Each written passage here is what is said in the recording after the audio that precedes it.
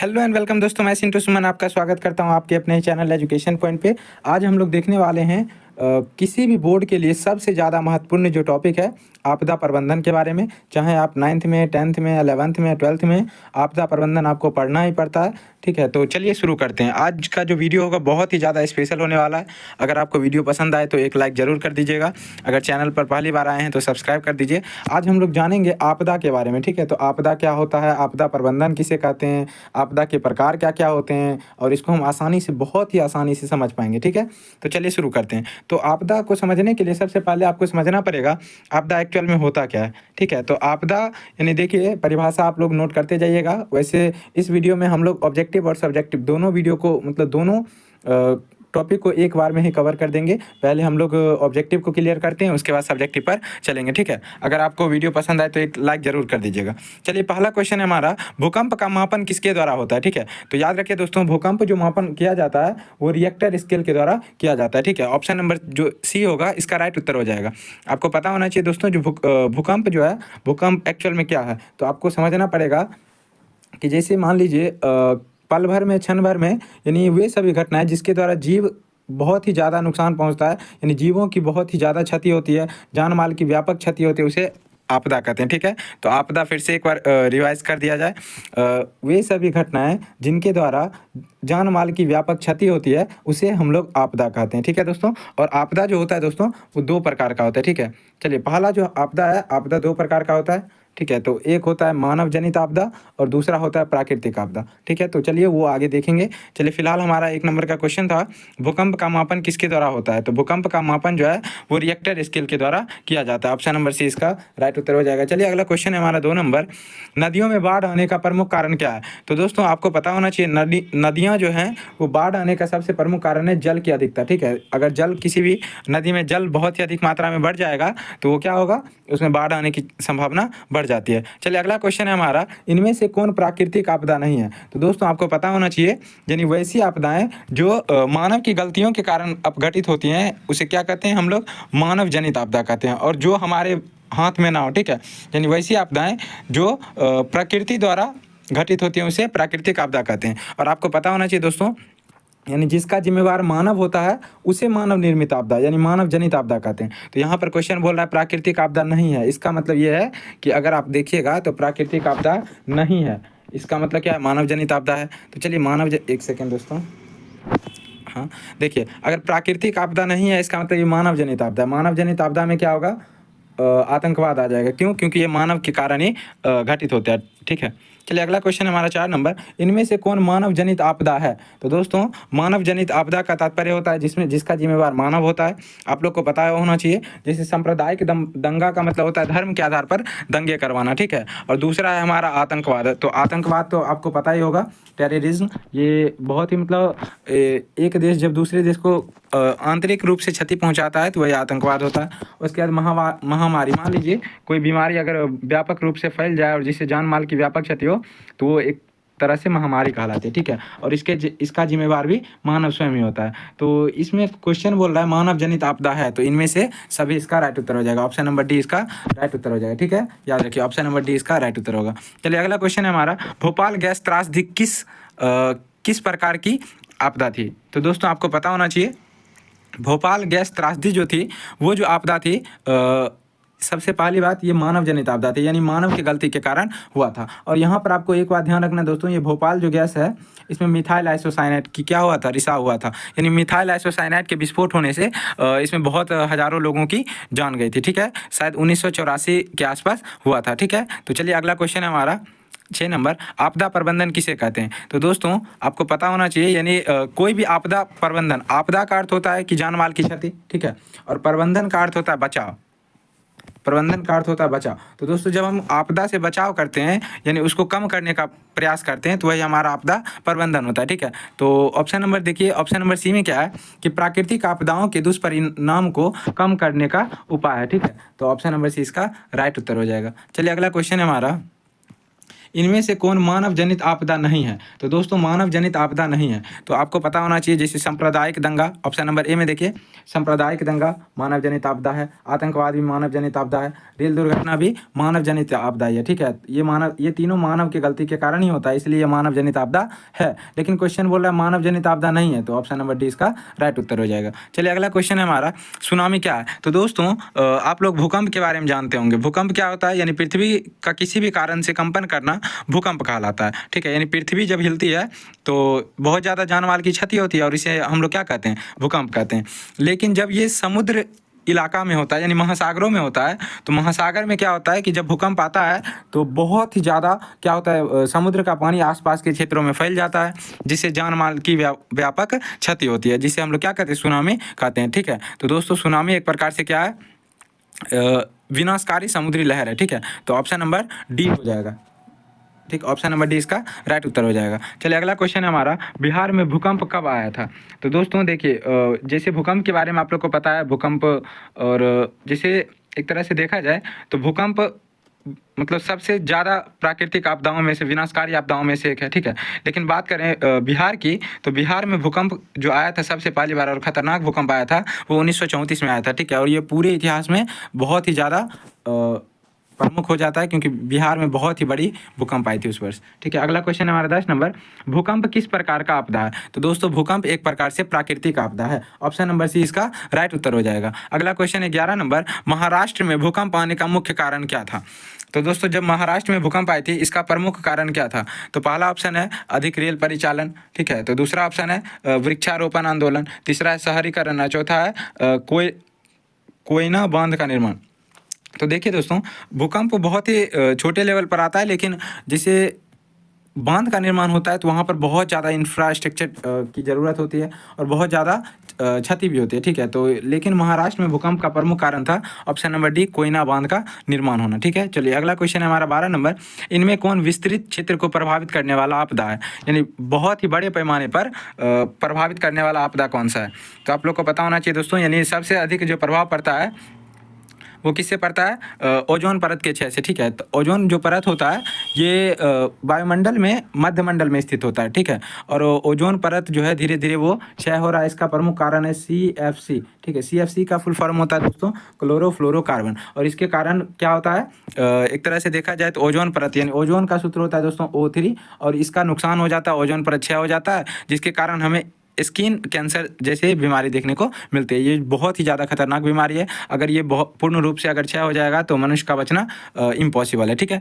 तो इसके अनुसार ऑप्शन नंबर 20 का राइट उत्तर हो जाएगा, ठीक है। तो ऑप्शन नंबर 20 का राइट उत्तर हो जाएगा। क्वेश्चन था मतलब सबसे विस्तृत क्षेत्र को प्रभावित करने वाला कारक, यानी सबसे अधिक प्रभाव किस पर पड़ेगा, किससे पड़ेगा? तो ओजोन परत के क्षय से बहुत ही ज़्यादा प्रभाव पड़ेगा। चलिए अगला क्वेश्चन है हमारा 13 नंबर, इनमें कम विनाशकारी आपदा कौन सी है? यानी वह कौन सी आपदा है जो कम एज कम्पेयर टू अदर्स, यानी बहुत ही कम विनाशकारी है, ठीक है।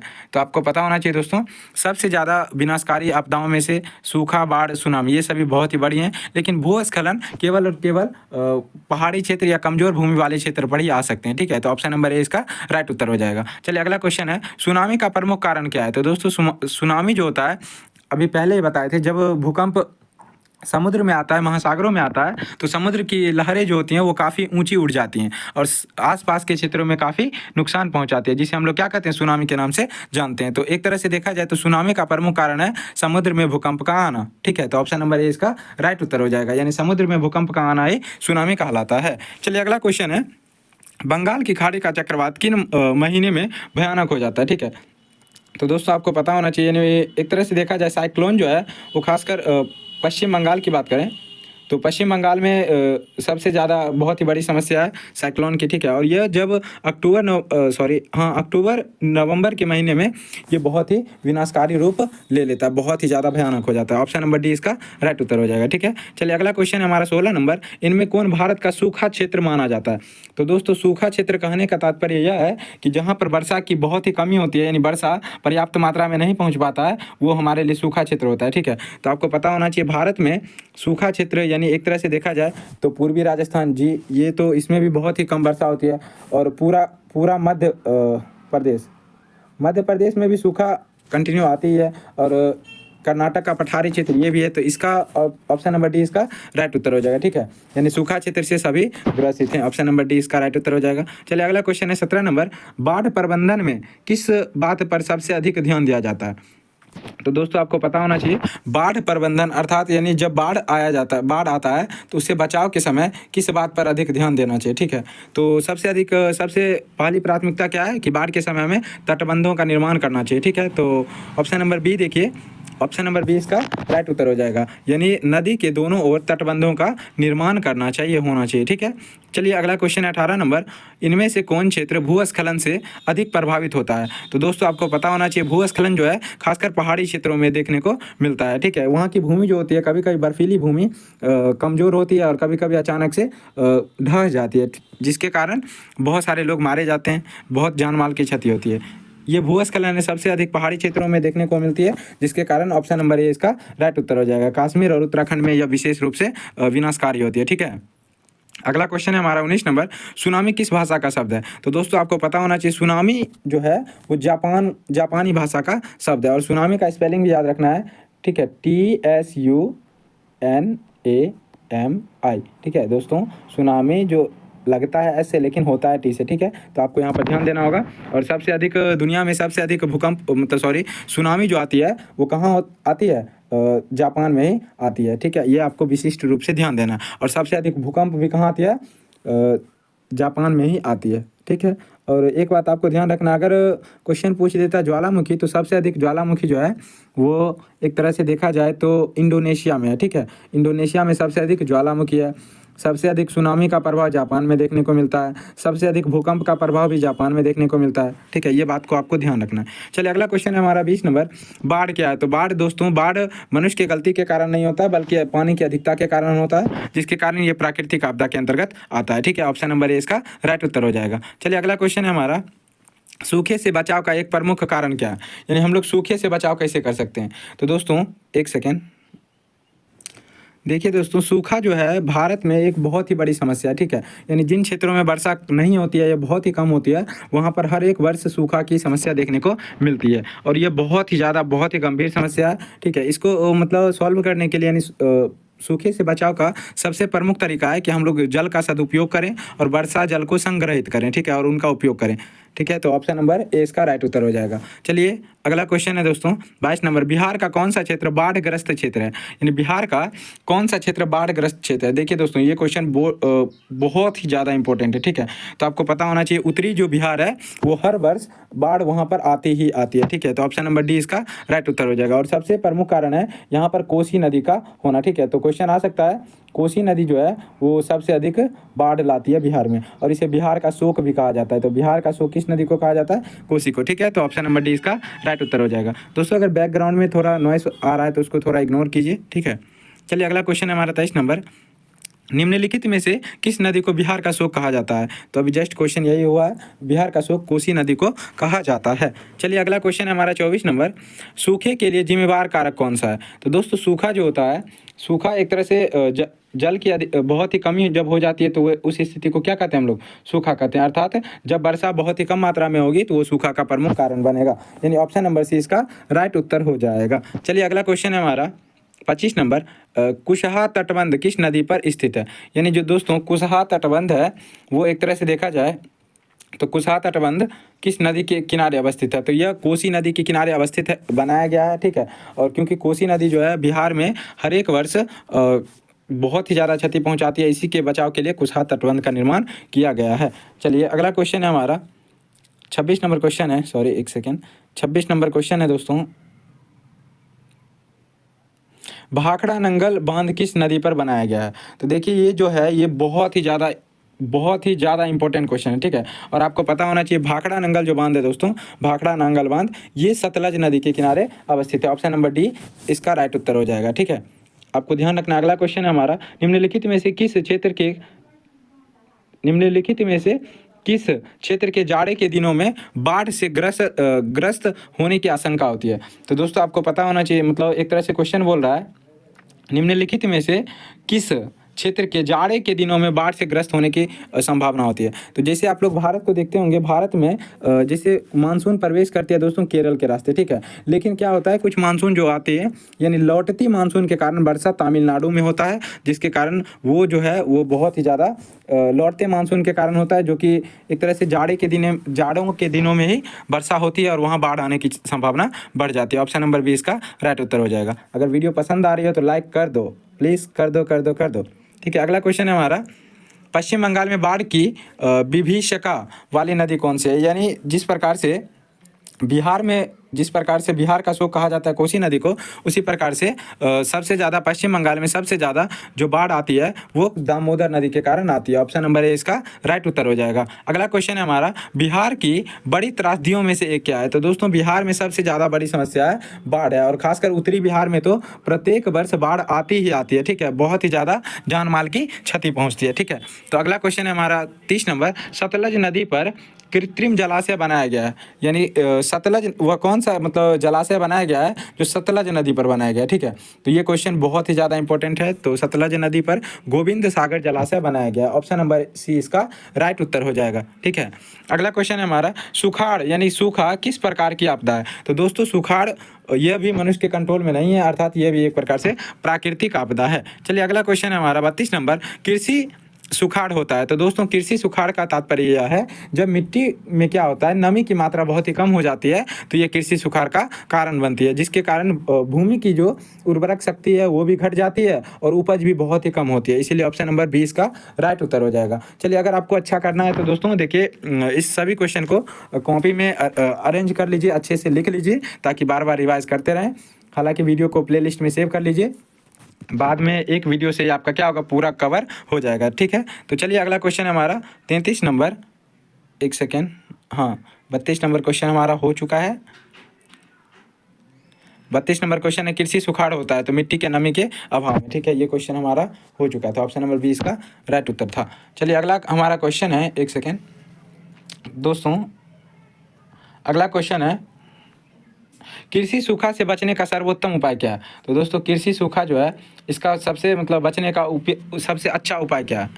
तो आपको पता होना चाहिए, यानी नदियों के मार्ग को बदलकर उसे सूखाग्रस्त क्षेत्र में लाना है। ठीक है, तो ऑप्शन नंबर डी इसका राइट उत्तर हो जाएगा। इसका कारण क्या है दोस्तों, जैसे बहुत सारी ऐसी नदियां हैं जिसमें बहुत ज़्यादा समस्या, मान लीजिए एक नदी यहाँ से ऐसे करके बह रही है और यहाँ पर क्या होता है ये क्षेत्रों में बाढ़ ला देती है और ये क्षेत्र जो है वो सूखा का कारण है। तो हम इस क्षेत्र में पानी पहुँचाने के लिए क्या करेंगे, इसकी दिशा को बदल देंगे ताकि इस क्षेत्र में भी जल आपूर्ति आसानी से हो पाए और यहाँ पर भी बाढ़ की समस्या देखने को ना मिले। ठीक है, तो आप आई होप आपको समझ में आ रहा है। चलिए अगला क्वेश्चन है 34 नंबर, सूखे की स्थिति किस प्रकार आती है? तो देखिए दोस्तों सूखा जो होता है वह एक ऐसी आपदा है जो धीरे धीरे आती है। ऐसा थोड़ी ना है कि आज उठे सुबह और कल देखे अचानक से सब कुछ सूख चुका है, ऐसा नहीं होता। ठीक है, तो सूखे की स्थिति जो है वो धीरे धीरे आती है। ऑप्शन नंबर सी इसका राइट उत्तर हो जाएगा। चलिए अगला क्वेश्चन है 35 नंबर, निम्नलिखित में से कौन राज्य सूखे से सर्वाधिक ग्रस्त होता है?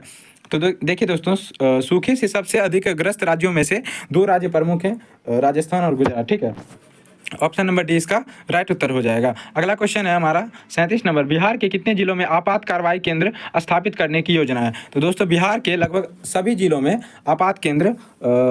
आपात कार्रवाई केंद्र स्थापित करने की योजना बनाई गई है। ठीक है, तो ऑप्शन नंबर डी इसका मतलब ए इसका राइट उत्तर हो जाएगा। अगला क्वेश्चन है हमारा, नदी के जल ग्रहण क्षेत्र में वृक्षों के रहने से क्या लाभ है?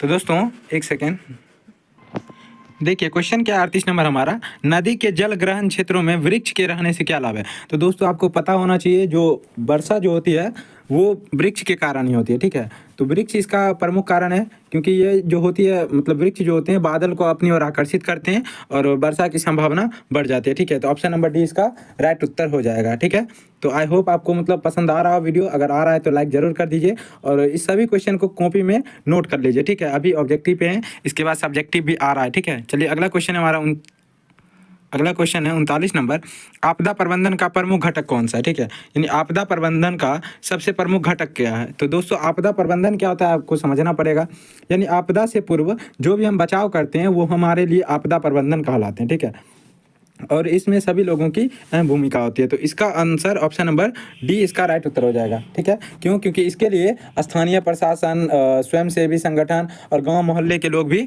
बहुत ही बढ़ चढ़ के क्या करते हैं, एक दूसरे की मदद करते हैं। इसलिए आपदा प्रबंधन का ये सभी प्रमुख घटक है। ऑप्शन नंबर डी इसका राइट उत्तर हो जाएगा। चलिए अगला क्वेश्चन है हमारा 40 नंबर, आपदा के समय कौन सी समस्या संचार में बाधक होती है? तो दोस्तों ये आपको समझना पड़ेगा। ये क्वेश्चन जो है, ये क्वेश्चन लगभग हर बार क्वेश्चन ये आ जाता है। ठीक है, यानी आपदा के समय मतलब आपदा के समय कौन सी समस्या संचार में बाधक रहती है? ठीक है, तो दोस्तों संचार मतलब क्या होता है? इंफॉर्मेशन को एक स्थान से दूसरे स्थान ले जाना। ठीक है, तो इसमें होता क्या है कि जब आपदा आती है, अगर मान लीजिए मोबाइल टावर या ट्रांसफार्मर टावरों का टूट जाता है, ये जब मतलब टावर बाधित हो जाते हैं किसी भी कारण से, तो इन्फॉर्मेशन एक जगह से दूसरी जगह नहीं जा पाता। ठीक है, तो ऑप्शन नंबर ए इसका राइट उत्तर हो जाएगा। जैसे मान लीजिए मोबाइल टावर तथा ट्रांसमिशन टावरों का टूटना, और इससे होता क्या है कि जान माल की बहुत ही ज़्यादा क्षति पहुँचती है। चलिए अगला क्वेश्चन है हमारा, सामान्यतः संचार व्यवस्था के बाधित होने का मुख्य कारण क्या है? ठीक है, तो पहला ऑप्शन है हमारा केबल का टूट जाना। देखिए अगर आपको पता होना चाहिए, जिसे संचार व्यवस्था जो होता है, सामान्यतः संचार व्यवस्था, इसके लिए सबसे बड़ा बाधक है केबल का टूट जाना। ठीक है, ऑप्शन नंबर ए इसका राइट उत्तर हो जाएगा। अगला क्वेश्चन है हमारा, सुनामीटर द्वारा समुद्र तल में क्या मापा जाता है? तो दोस्तों ये जो है सुनामी की माप की जाती है। ठीक है, ऑप्शन नंबर ए इसका राइट उत्तर हो जाएगा। अगला क्वेश्चन है हमारा, पृथ्वी की सतह पर पहुंचने वाली सबसे पहली तरंग कौन सी है? ठीक है, तो सबसे पहले जो तरंग पहुंचती है दोस्तों वो पी तरंग होती है। ठीक है, और यहाँ पर आपको ध्यान रखना है, जो पी तरंग होती है, पी को इंग्लिश में प्राइमरी वेव कहते हैं। ठीक है, प्राइमरी वेव, इसलिए इसका नाम पी तरंग है। उसके एस से सेकेंडरी वेव। ठीक है, और एल से जो होती है लव, LOV लव। ठीक है, इसकी खोज लव नामक वैज्ञानिक ने की थी। ठीक है, तो आपको ध्यान रखना है, तरंग जो होती हैं वो 3 प्रकार की होती हैं। ठीक है, पहली तरंग कौन सी है दोस्तों? पी तरंग अर्थात प्राइमरी तरंग, दूसरी एस यानी सेकेंडरी, और एल से लव वेव। ठीक है, और लव वेव बहुत ही ज़्यादा खतरनाक होता है। तो आपको ध्यान रखना है दोस्तों, सबसे ज़्यादा खतरनाक वेव कौन सा होता है? लव वेव यानी एल तरंग। ठीक है, तो ऑप्शन नंबर क्वेश्चन क्या बोल रहा है, सबसे पहले पहुंचने वाली तरंग कौन सी है? तो ऑप्शन नंबर ए इसका राइट उत्तर हो जाएगा। प्राइमरी वेव जो है यानी प्राइमरी तरंग, पी तरंग, सबसे पहले पृथ्वी पर पहुंचती है। ठीक है, अगला क्वेश्चन है हमारा, भूकंप केंद्र के ऊर्ध्वाधर पृथ्वी पर स्थित केंद्र को क्या कहते हैं? तो दोस्तों इसे हम लोग अधिकेंद्र कहते हैं। ठीक है, और ये क्वेश्चन 2 नंबर के लिए भी इंपॉर्टेंट हो जाता है। ठीक है, और ये आपको याद करके ही जाना है। ऐसे क्वेश्चन सब्जेक्टिव बहुत ही ज़्यादा इंपॉर्टेंट क्वेश्चन आप लोग के लिए बन चुका है और आ रहा है, आगे वीडियो में बने रहें।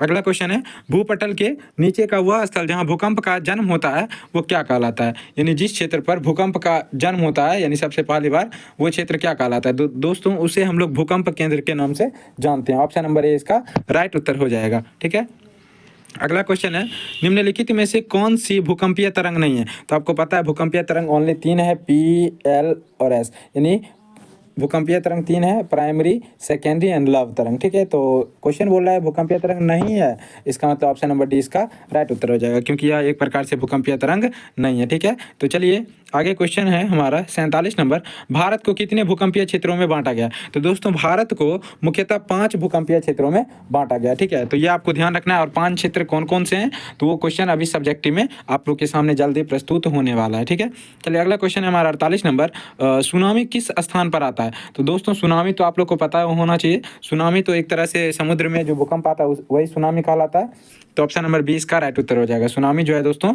वो समुद्र के तट के किनारे आता है। ठीक है, चलिए अगला क्वेश्चन है 49 नंबर, दिसंबर 2004 को विश्व के किस हिस्से में भयंकर सुनामी आई थी? तो दोस्तों ये बहुत ही ज़्यादा दुखद घटना है। उस बार यानी बंगाल की खाड़ी में बहुत ही ज़्यादा विनाशकारी भूकंप आए थे। ठीक है, ऑप्शन नंबर डी इसका राइट उत्तर हो जाएगा। अगला क्वेश्चन है, चलिए हम लोग 50 का माइलस्टोन भी कंप्लीट कर चुके हैं। क्वेश्चन है 50 नंबर, सबसे खतरनाक तरंग कौन सा है? तो दोस्तों आपको पता होना चाहिए, सबसे जो खतरनाक तरंग है लव तरंग है, एल से। ठीक है, यानी लव तरंग, सबसे लव वेव इसको कहते हैं दोस्तों, और ये सबसे ज़्यादा बहुत ही ज़्यादा खतरनाक है। वैसे भी आपको ध्यान रखना दोस्तों, ये जो लव होता है ना, लव अर्थात प्यार, बहुत ही ज़्यादा खतरनाक होता है, इसलिए इस सबसे दूर रहिए।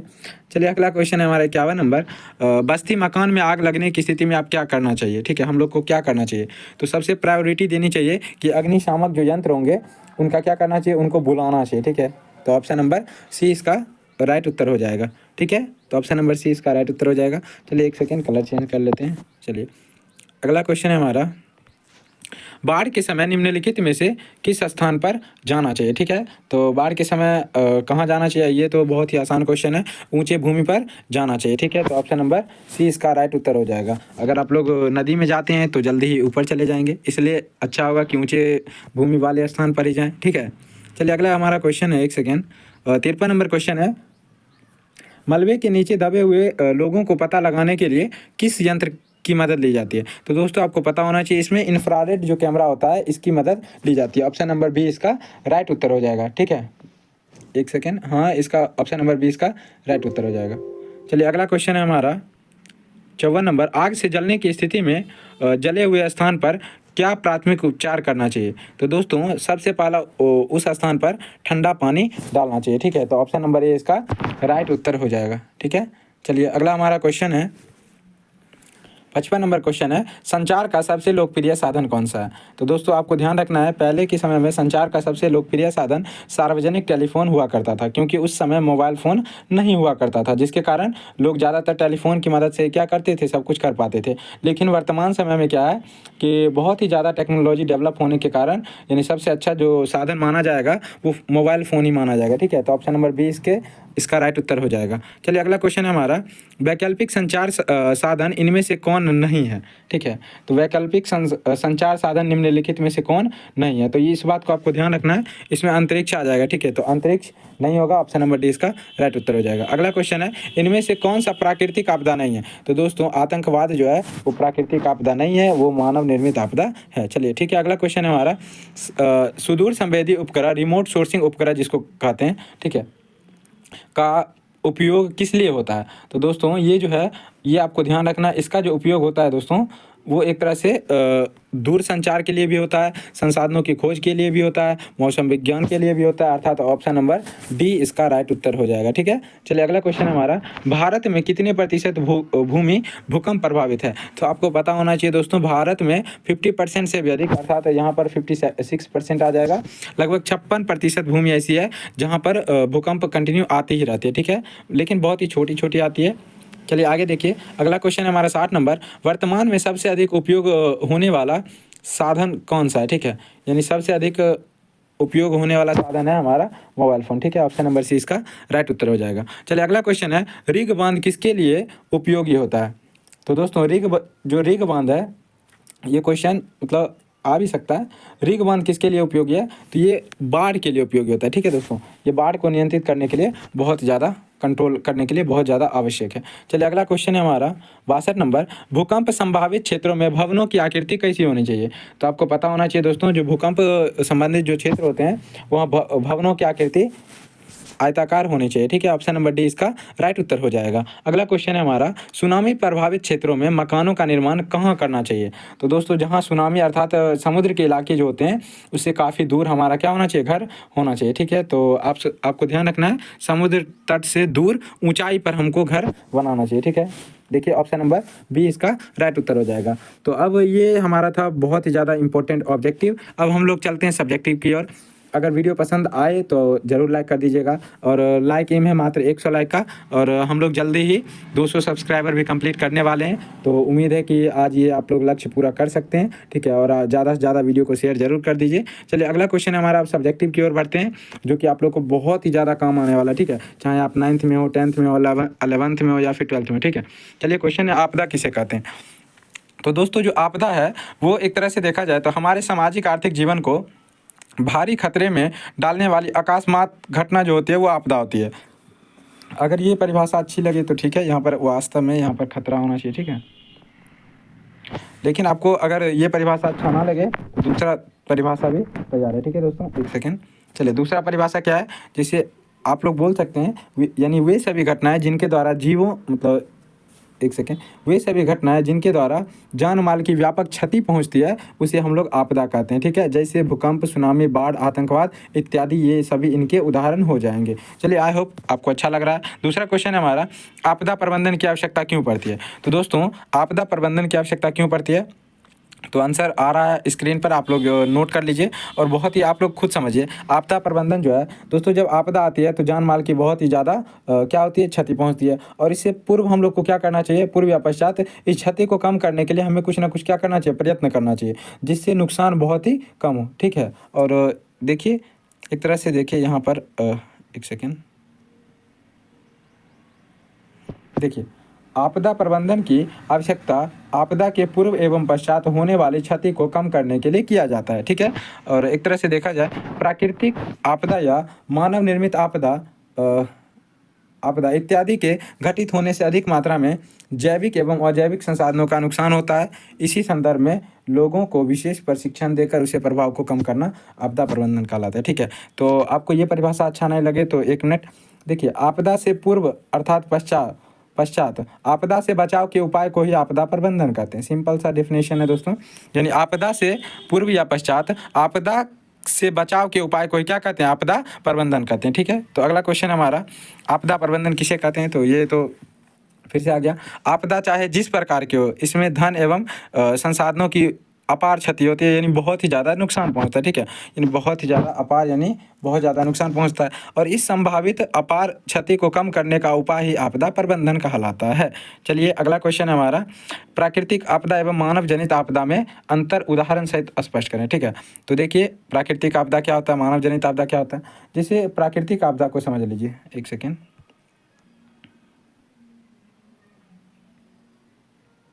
हाँ एक सेकेंड आ गए हैं। प्राकृतिक आपदा देखिए, हमारे वातावरण में घटित होने वाली वैसी घटनाएं जो प्राकृतिक कारणों से उत्पन्न होती हैं, प्राकृतिक आपदा कहलाते हैं। ठीक है, भूकंप, बाढ़, सूखा, सुनामी, भूस्खलन, चक्रवात, ज्वालामुखी, हिमस्खलन, ये सभी क्या होंगे, प्राकृतिक आपदा के ही क्या होंगे, उदाहरण होंगे। और मानव जनित आपदा क्या है, वैसी घटना है जिसकी उत्पत्ति मानव के कारण होता है। ठीक है, यानी मानवीय कारणों जिसके घटित होने के फलस्वरूप अधिक संख्या में मानवों को क्षति पहुंचती है, उसे हम लोग क्या कहते हैं, मानवीय आपदा कहते हैं। ठीक है, देखिए जैसे में याद रखना है, युद्ध या आतंकवाद, महामारी, सांप्रदायिक दंगे। ठीक है, और यहाँ पर आप लोग और भी दो ध्यान रख सकते हैं, जैसे रेल दुर्घटना और पुल दुर्घटना भी मानव जनित आपदा का ही उदाहरण होगा। चलिए अगला क्वेश्चन है हमारा, आग आपदा के समय कौन सा उपाय करना चाहिए, यानी जब हम आग की चपेट में आ जाएंगे तो उस समय हमें क्या करना चाहिए, देखिए आग लगने की स्थिति में, पहले आग में फंसे हुए लोगों को बाहर निकालने एवं घायल को तत्काल प्राथमिक उपचार देकर अस्पताल पहुंचाना चाहिए। तो सबसे पहले जो व्यक्ति आग में फंसे हुए हैं उनको निकालना चाहिए, और इलाज के लिए हमें नज़दीकी जो है वहाँ पर जो भी अस्पताल है वहाँ पर पहुँचाना चाहिए। उसके बाद प्राथमिक उपचार में ठंडा पानी डालना चाहिए, बर्फ़ से सहलाना चाहिए, और मतलब आदि का प्रयोग करना चाहिए। आग के फैलाव को रोकने के लिए बालू, मिट्टी एवं तालाब के जल का उपयोग करना चाहिए। ठीक है, यदि बिजली से आग लगी हो तो सबसे पहले बिजली का तार काट देना चाहिए। ठीक है, तो आई होप आपको अच्छा लग रहा है, तो इसको नोट कर लीजिएगा। ठीक है, चलिए वीडियो को पॉज करके इसको नोट कर लेना है। चलिए अगला क्वेश्चन है हमारा 6 नंबर, भूकंप के प्रभाव को कम करने के 4 उपाय लिखें। तो दोस्तों भूकंप के प्रभाव को कम करने के उपाय बहुत सारे हैं, निम्नलिखित हैं। पहला कि भूकंप को आयताकार होना चाहिए और नक्शा साधारण होना चाहिए। ठीक है, दूसरा है लंबी दीवारों को सहारा देने वाली ईंट, पत्थर या कंक्रीट के कॉलम होना चाहिए, यानी एक तरह से इंफ्रास्ट्रक्चर जो बनाते हैं बिल्डिंग का वो थोड़ा डेवलप्ड और मजबूत बनाना चाहिए। ठीक है, तीसरा है हमारा नींव मजबूत एवं भूकंपरोधी होना चाहिए। चौथा है दरवाजे तथा खिड़की की स्थिति भूकंपरोधी होना चाहिए। ठीक है, तो इसको भी नोट कर लीजिएगा, वीडियो पॉज करके नोट कर सकते हैं। चलिए अगला क्वेश्चन है हमारा 7 नंबर, भूकंप क्या है, इसके बचाव के किन्हीं 2 उपाय को लिखें।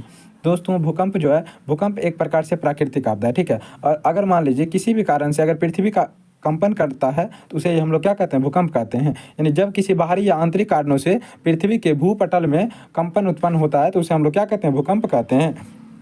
और इसके बचाव के निम्नलिखित उपाय, पहला है भूकंपरोधी मकानों का निर्माण करना चाहिए। दूसरा है इससे सुरक्षा के लिए लोगों को प्रशिक्षित करना चाहिए, यानी लोगों को अधिक से अधिक जागरूक करना चाहिए। ठीक है, यानी लोगों को जागरूक करना चाहिए। चलिए अगला क्वेश्चन है हमारा, एक सेकेंड, अगला क्वेश्चन है सुनामी से बचने के उपाय को लिखें। तो दोस्तों 7 नंबर के बाद 8 नंबर क्वेश्चन है, सुनामी के बचने के लिए उपाय क्या है। तो देखिए दोस्तों सुनामी क्या होता है, यानी जब भूकंप तल पर ना आकर, मतलब जब भूकंप क्या होता है, पृथ्वी पर ना आकर समुद्री तल पे आता है, ठीक है, यानी समुद्र में आता है, तो समुद्र की लहरें जो होती हैं काफ़ी ऊंची उठ जाती हैं, जिसके कारण वह आसपास के क्षेत्रों में जान माल की बहुत ही ज़्यादा क्षति पहुंचाती है, ठीक है। और इसे हम लोग क्या कहते हैं, सुनामी कहते हैं। और इससे बचने के उपाय भी निम्नलिखित हैं। पहला उपाय है कि समुद्र के नज़दीक तटबंधों का निर्माण किया जाना चाहिए, यानी समुद्र के किनारे तटबंध बनाना चाहिए। दूसरा है कि तटबंध के किनारे मैंग्रोव वनस्पति लगाना चाहिए, यानी मैंग्रोव वन का पौधा लगाना चाहिए। और आपको ध्यान रखना है दोस्तों, मैंग्रोव जो वनस्पति है इसका सबसे ज़्यादा विस्तार है वो पश्चिम बंगाल के सुंदरवन में, ठीक है। तो यहाँ पर एक ऑब्जेक्टिव बना था, इसलिए आपको ध्यान रखना है। सुंदरवन में सबसे अधिक वन का, मैंग्रोव वन का विस्तार है, ध्यान रखिएगा, ठीक है। सुंदरवन वेस्ट बंगाल में, WB वेस्ट बंगाल में सुंदरवन का डेल्टा है। चलिए अगला क्वेश्चन है हमारा, भूकंप का अधिकतम प्रभाव क्षेत्र कौन सा है, यानी भूकंप का अधिकतम प्रभाव क्षेत्र कौन सा है। तो देखिए दोस्तों, जब भूकंप जो होता है रिएक्टर स्केल के द्वारा मापी जाती है, और इसमें अगर मान लीजिए जब ये 9 को क्रॉस कर जाता है, इसकी तीव्रता 9 से भी ज़्यादा हो जाती है फ्रीक्वेंसी, तो ये बहुत ही ज़्यादा घातक सिद्ध होता है, ठीक है। और इसी में यानी यह भूकंप तीव्रता की दृष्टि से 9 से अधिक तीव्रता वाला क्षेत्र है। इसमें भारत के सभी पूर्वोत्तर राज्य, बिहार एवं नेपाल की सीमावर्ती क्षेत्र तथा गुजरात का कच्छ क्षेत्र प्रदेश शामिल है। इसे जोन 5 में रखा गया। तो दोस्तों वैसे भी भूकंप को कुल मिलाकर 5 जोन में बांटा गया है, वो क्वेश्चन भी आने वाला है, ठीक है। तो इसको नोट कर सकते हैं। और याद रखिएगा दोस्तों, यहाँ से एक क्वेश्चन आता है, जो गुजरात का जो क्षेत्र है, कच्छ जो क्षेत्र है, वो एक तरह से जोन 5 के अंतर्गत आता है, ठीक है, ये जोन 5 में आता है। 10 नंबर क्वेश्चन है, भारत को निम्नलिखित भूकंप क्षेत्रों में वर्गीकृत किया गया है। मुख्य रूप से 5 है, आप पाँचों को आराम से वीडियो को पॉज करके रोक के देख सकते हैं। कॉपी में राइट डाउन मतलब ज़रूर लिख लीजिए, ठीक है। आराम से बहुत ही बेहतरीन ढंग से अपना अपना फेयर बनाइए, ताकि बाद में रिवाइज करने में बहुत ही सहूलियत हो, अच्छा अंक प्राप्त कर सकते हैं, ठीक है। चलिए इसको लिख लिए होंगे। और जैसे मान लीजिए कुछ क्षेत्र हैं, जैसे कम क्षेत्र वाले को 1 में रखा गया, उससे ज़्यादा भूकंप वाले को 2 में, साधारण जहाँ पर भूकंप आता है 3 में, बहुत ही ज़्यादा आता है तो 4 में, और सबसे ज़्यादा जो खतरनाक होता है उसे जोन 5 में रखा जाता है, ठीक है। तो अगला क्वेश्चन है हमारा, भूकंप केंद्र और अधिकेंद्र में क्या अंतर है, ठीक है। तो देखिए दोस्तों, पृथ्वी की ऊपरी सतह का अचानक कंपन भूकंप कहलाता है, ठीक है। यानी पृथ्वी की जो ऊपरी सतह होती है, अगर वो किसी भी कारण से कंपन करती है तो वो भूकंप कहलाती है। और भूकंप का उद्गम पृथ्वी की गहराई में स्थित एक विद्या होता है, उस ध्यान को ही भूकंप केंद्र कहते हैं, ठीक है। भूकंप केंद्र अधिक गहराई में उत्पन्न होने वाला, उसका प्रभाव कम होता है, ठीक है। और देखिए, भूकंप केंद्र से उठने वाली तरंग जो होती है, एक तरह से, सॉरी ये क्वेश्चन मिसप्रिंट हो गया, ठीक है, तो इस क्वेश्चन को नेगलेक्ट कीजिए। इसका ये जो क्वेश्चन है दोस्तों, देखिए, सुखाड़ का हमारे दैनिक जीवन पर पड़ने वाले प्रभाव का वर्णन करें। देखिए क्वेश्चन है, सुखाड़ का हमारे दैनिक जीवन पर पड़ने वाले प्रभावों का वर्णन करें। तो दोस्तों सुखाड़ जो है हमारे दैनिक जीवन में बहुत ही ज़्यादा नेगेटिव इम्पैक्ट डालता है, ठीक है। जैसे क्वेश्चन है, मतलब पहला इसका आंसर है, सूखा से कृषि उत्पादन कम हो जाती है, क्योंकि इसके कारण कहीं तो फसल की बुआई नहीं हो पाती है और बुआई देर से हो पाती है, ठीक है। दूसरा क्या है कि सूखा की स्थिति में ग्रामीण क्षेत्र में बेरोजगारी बढ़ जाती है। तीसरा है सूखा के कारण पशु चारे की कमी हो जाती है। चौथा है सूखा के कारण पेयजल की कमी हो जाती है। पांचवा है इससे खरीफ की फसल बहुत ही अधिक हद तक प्रभावित होती है, ठीक है। तो चलिए अगला क्वेश्चन हमारा 13 नंबर, सुखाड़ प्रबंधन का वर्णन करें, ठीक है। तो आप क्या कर सकते हैं, सूखा से बचाव के उपाय क्या क्या हैं। तो पहला उपाय यह है कि जल ग्रहण क्षेत्रों में बांध बनाकर एवं छोटे छोटे जलाशय बनाकर। दूसरा है कि सुखाड़ क्षेत्रों में वृक्ष की सघनता में वृद्धि करना, ठीक है। यानी जिन क्षेत्रों में सुखाड़ की स्थिति आती है वहाँ पर अधिक से अधिक वृक्षारोपण करेंगे, ठीक है। तीसरा है शुष्क फसलों की बुआई एवं ड्रिप सिंचाई विधि को अपनाकर। चौथा है नहरों द्वारा सूखे क्षेत्र में जल पहुंचाकर, ठीक है। ये सभी उपाय हैं ताकि हम सूखा से निपट सकें। अगला 14 नंबर क्वेश्चन है, सुनामी से आप क्या समझते हैं। तो यह तो परिभाषा पहले ही बता चुके हैं। इन महासागरों के आंतरिक पृष्ठीय भागों में उत्पन्न हलचल को सुनामी कहते हैं। सुनामी एक प्राकृतिक आपदा है जो समुद्री तटीय क्षेत्रों में मानव, जीव जंतु, वनस्पति, मकान, उद्योग आदि को बड़े पैमाने पर नुकसान पहुंचाती है। अगला है बाढ़ कैसे आती है। तो दोस्तों बाढ़ तो सिंपल है और आप लोग बाढ़ से ऑलरेडी परिचित होंगे, अगर बिहार से होंगे तो। अधिक वर्षा होने के कारण नदियों में जल का जमा क्या होता है, अधिक हो जाता है। साथ ही अवसादों के जमा होने के फलस्वरूप नदी तल की गहराई में कमी आ जाती है। इन्हें होता क्या है कि जैसे कोई नदी है तो उसमें धीरे धीरे गंदगी बढ़ने से क्या होती है, उसके जो तलिए होते हैं यानी उसमें धीरे धीरे कचरा बैठ जाता है, जिसके कारण धीरे धीरे नदी भरने लगती है और नदी जब है जल उसका जल स्तर धीरे धीरे ऊपर आने लगता है, जो कि बाढ़ का प्रमुख कारण बनता है। ठीक है, और यहाँ पर होता क्या है कि तल के भरने के कारण जल का स्तर धीरे धीरे ऊपर उठने लगता है और नदी के तटबंध पर दबाव बढ़ता है, फलतः तटबंध टूट जाते हैं और नदी का जल विभिन्न क्षेत्रों में फैल जाता है, जिससे बाढ़ आती है। चलिए अगला क्वेश्चन है 16 नंबर, हिमस्खलन क्या है दोस्तों, इसको समझिएगा।